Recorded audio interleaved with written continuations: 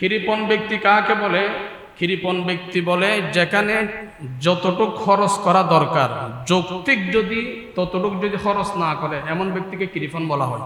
বলেন, যেমন আপনার ফ্যামিলির সদস্যদেরকে আপনার তৌফিক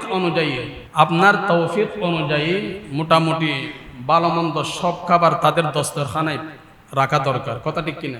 আপনি মাল এমন ভাবে সঞ্চয় করতেছেন, এমন ভাবে জমা করতেছেন, মাসকে মাস চলে যাচ্ছে, তারা আলু ভর্তা, ডাল, শাক সবজি আরো যুক্তি পেশ করে ওদের শাক সবজি খাইস রক্ত ভালো হবে, রক্তর কোয়ালিটি কি হবে?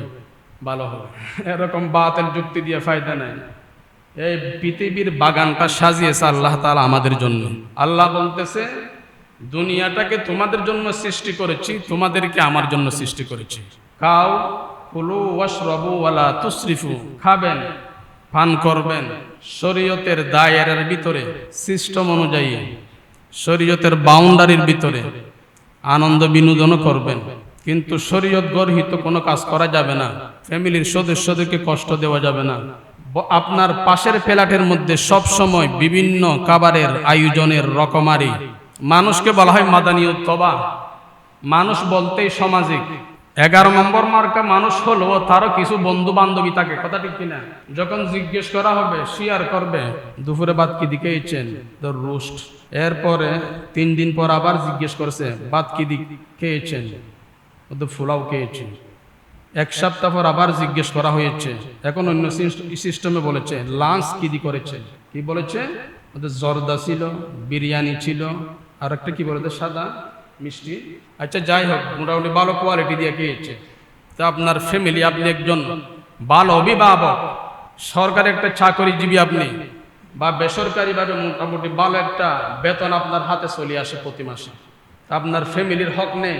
তো যৌক্তিক জায়গার মধ্যে যদি আপনি খরচ করতে না পারেন শরীয়তের পরিভাষায় আপনাকে বলা হয় কৃপণ। আবার অতিরিক্তও করতে পারবেন না। আমাদের দেশের মধ্যে একটা হয়ে গেছে, বিবাহ শাদীর অর্থ হলো কি? অপচয়কারী।